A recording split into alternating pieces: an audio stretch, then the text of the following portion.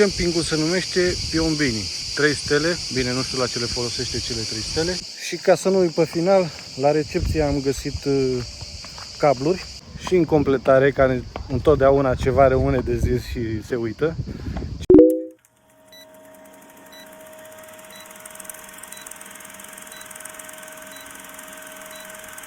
Salutare! Astăzi suntem la mare. Bineînțeles spun suntem pentru că sunt și cu Alina și cu Izabela într-unul din weekendurile în care noi am început o serie de a merge weekenduri la mare cu corturi prin campinguri.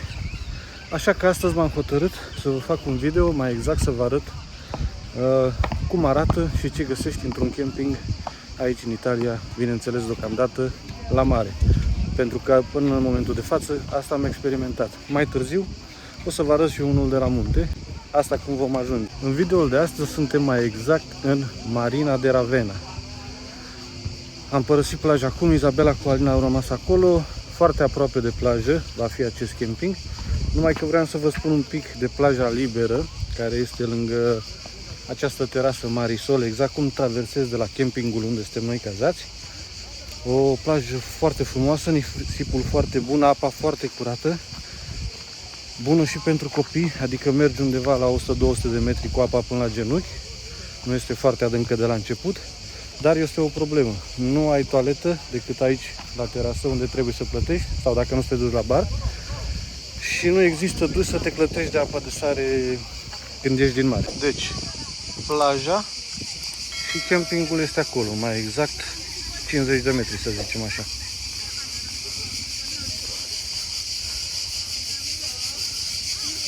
Campingul se numește Piombini. 3 stele, bine, nu știu la ce le folosește cele 3 stele.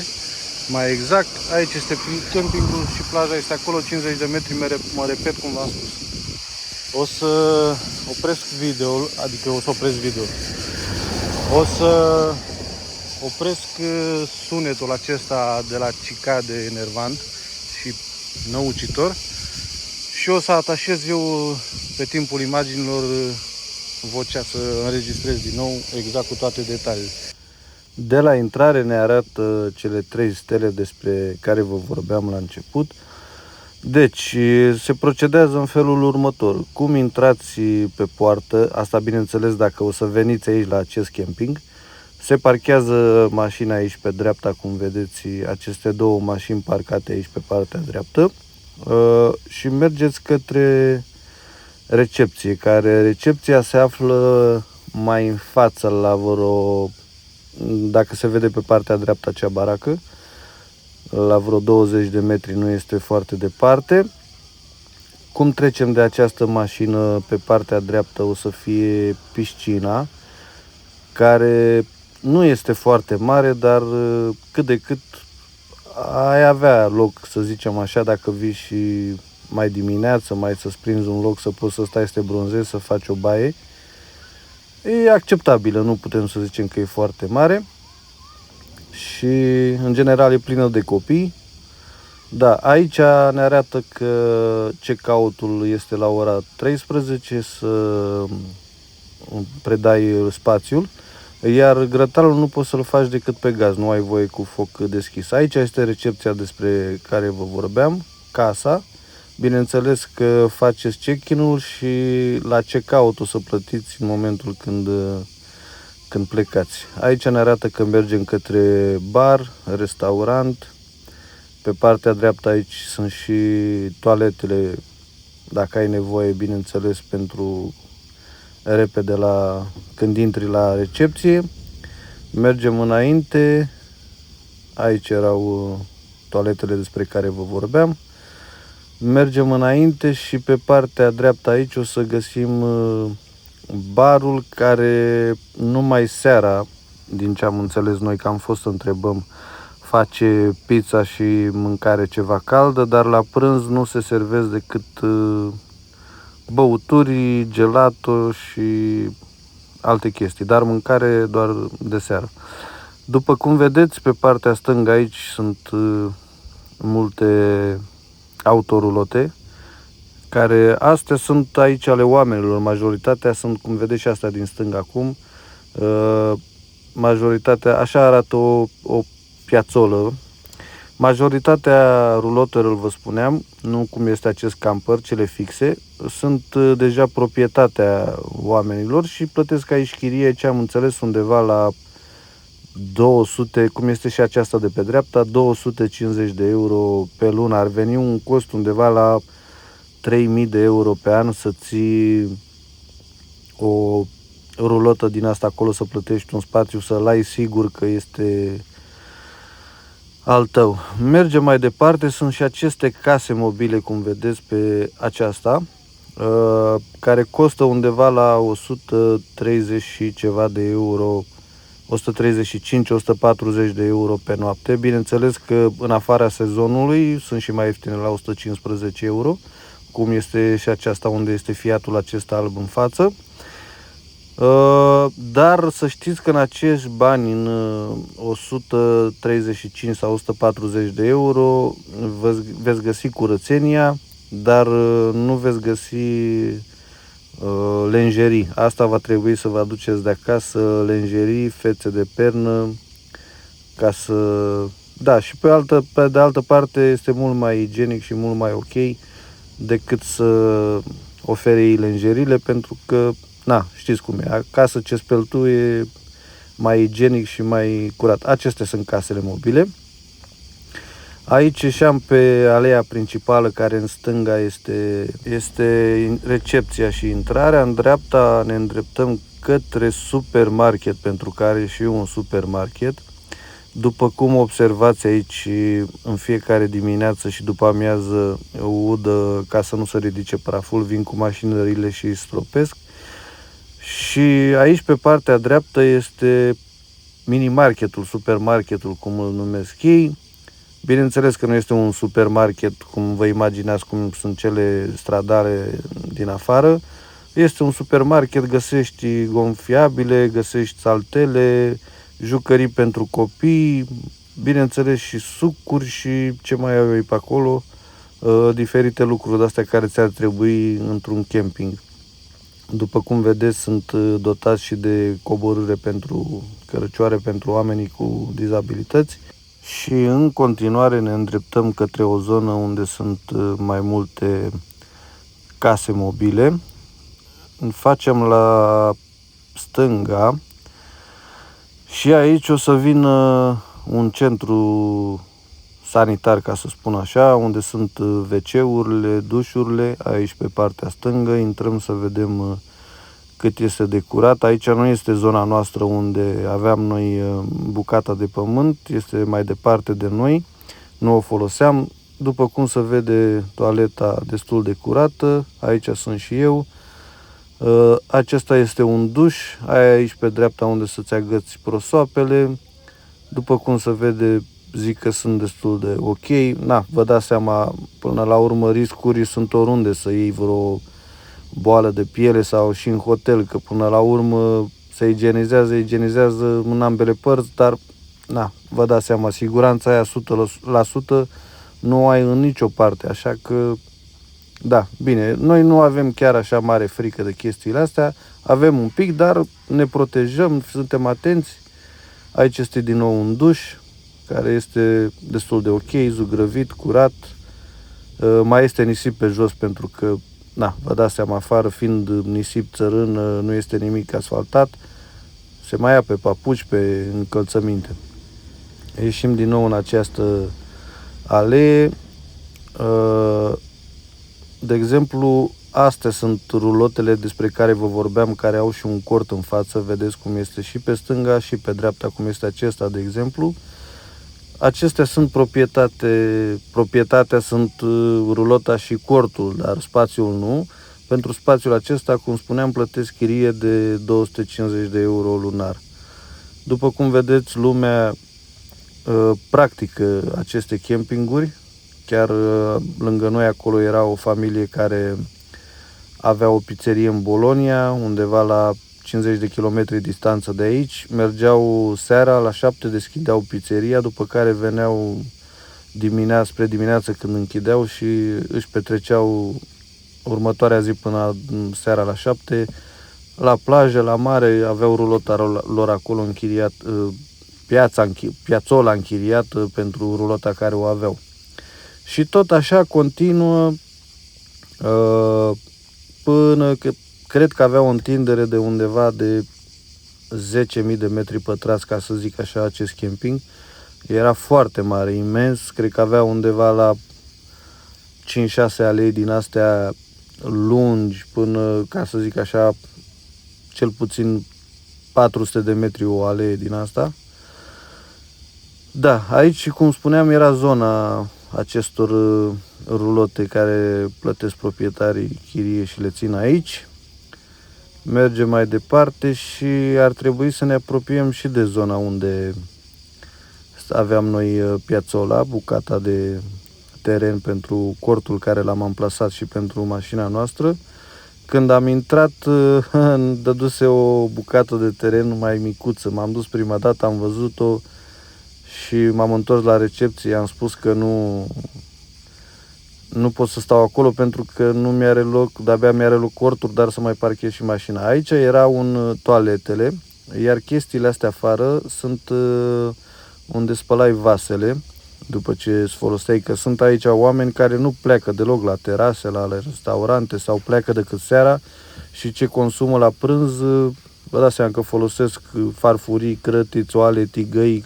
Aici era o altă toaletă, aici era doar toaletă și partea aceea de spălat vase. Din nou un WC, după cum se vede, destul de curat. Aici era pentru dizabili. Vedeți că era tot timpul era ud spălat pe jos. Când am făcut eu această filmare era în jur de ora, acolo spălai picioarele. Când am făcut eu această filmare era ora, cred că 3 și vedeți că în continuare curățau. Din nou ud pe jos, au stropit și această alee de praf să nu se ridice praful. Și ne îndreptăm către locul unde avem noi cortul și mașina poziționate. Este această alee la stânga mică aici. Undeva în capăt acolo pe dreapta. Da, foarte populat de oameni, deci nu știu dacă era aceștia pe dreapta, vedeți, cred că erau plecați undeva sau nu erau veniți pentru că era totul strâns și închis. Biciclistul era să dea peste mine, din fericire a trecut la milimetric. Vin oamenii cu biciclete, cu motociclete, cu tot ce au ei pe acasă pe acolo. Vedeți cum arată o piațolă liberă asta din colțul ăsta de aici de pe dreapta. Și în sfârșit am ajuns și la cortul nostru. Pe stânga acesta este cortul nostru, pe stânga sunt vecinii care vă spuneam că au o pizzerie la Bologna. Ne-au ajutat cu acest par care ne ține această prelată de deasupra, pentru că noi nu am avut și nu aveam cum să legăm acea prelată să ne țină umbră. Acesta este vestitul nostru cort. Cum intrăm aici, are această verandă, cred că vi l-am mai prezentat, dar vi-l mai prezint o dată. Avem 3 scaune, o masă, ventilatorul care fără nu poți, dar pur și simplu după ce am luat ăsta trăiam ca și la aer condiționat.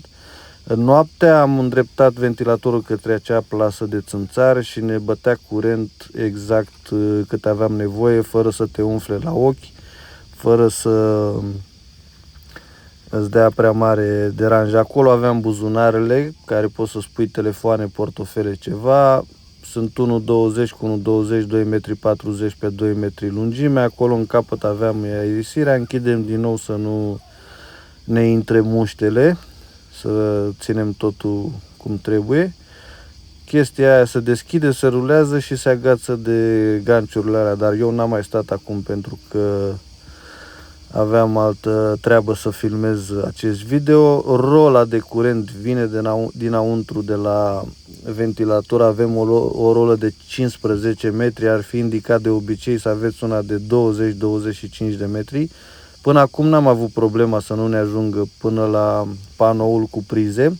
Cel mai indicat să aveți o priză din asta de camping, pentru că altfel nu puteți să vă legați. Aici este mașina care, bineînțeles, care știți vlogul de la mare, am rămas fără baterie din cauza frigiderului.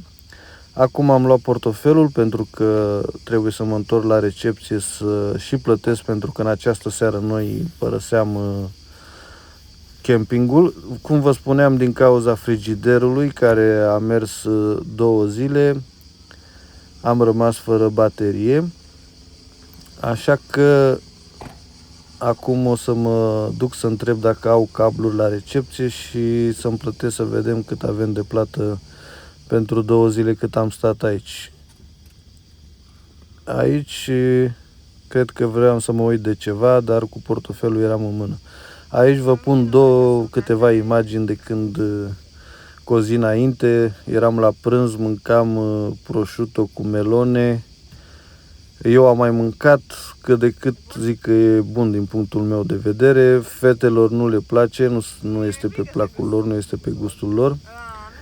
Așa că a rămas doar pe mine să mănânc prosciutto cu melone.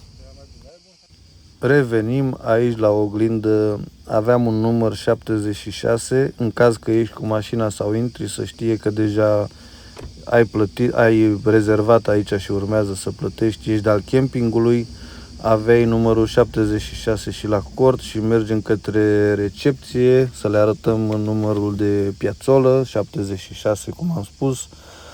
Aveam hârtia care scria la ce oră am intrat sâmbătă dimineață și noi o să stăm în această zi până la ora, cred că 9 seara. Am plecat, dacă mi-aduc bine aminte, ca să nu prindem aglomerație pe drum, de aceea am optat să plecăm mai târziu. Ce era foarte deranjant în acest camping, pot să spun că acele cicade sunt pur și simplu deranjante. De noapte era mai liniște, era ceva mai liniștite. Am plătit și staționarea în camping pentru 2 zile, 56 de euro a fost pentru 3 persoane, 2 zile, 28 de euro ne-a costat piațola, undeva la 70 și ceva de euro, nu mai știu exact, puteți să faceți dumneavoastră calculul. Vestita piscină, care v-am arătat-o și la intrare când am început videoul, era destul de curat campingul, din punctul meu de vedere. Am fost și în altele care era mult mai asfaltate și mult mai curate ca și interior. Aici pe dreapta aveam o coloană de încărcat pentru autoturisme electrice cu 2 prize, dacă în caz că aveați mașină electrică, găsiți și așa ceva într-un parc din ăsta, într-un camping. Aici erau coșurile de gunoi, bineînțeles, pe sortimente, plastic, hârtie și indiferențiat pentru cei care nu știți, înseamnă orice gunoi la grămadă, că de obicei aici în Italia plasticul, hârtia se pun separat, umido, adică mâncare, resturi de mâncare, coși de fructe, de pepene, acelea se pun la umido. Aici era către ieșire. Încă o dată, Piomboni se numește campingul. Am greșit eu la intrare când am spus. Acesta a fost campingul, acesta a fost video. Se pare că aici se încheie turul acestui camping. Bineînțeles, asta pentru cine vrea să trăiască cât de cât în stilul ăsta, să economisească ceva bani și să-i placă viața asta, că altfel dacă nu-ți place e cam dificil de făcut. Și ca să nu uit pe final, la recepție am găsit cabluri să pornesc mașina. Cum v-am spus în video că din cauza frigiderului am rămas fără curent la baterie. Dar o să le iau mai târziu, când o să plecăm în jur de ora 8, să găsesc pe cineva să-mi dea curent ca să putem să pornim, să plecăm și noi acasă. Acestea fiind spuse, dacă ți-a plăcut video și crezi că găsești ceva interesant la noi pe canal, pune un like la acest video, abonează-te la canal și până data viitoare, vă țuc de nu vă vedeți de aici, de la mare. Gata, adio mare, ne revedem curând, hai tată. Îți pare rău că pleci, nu? Ca de fiecare dată, lasă că revenim. Nu am luat-o înainte.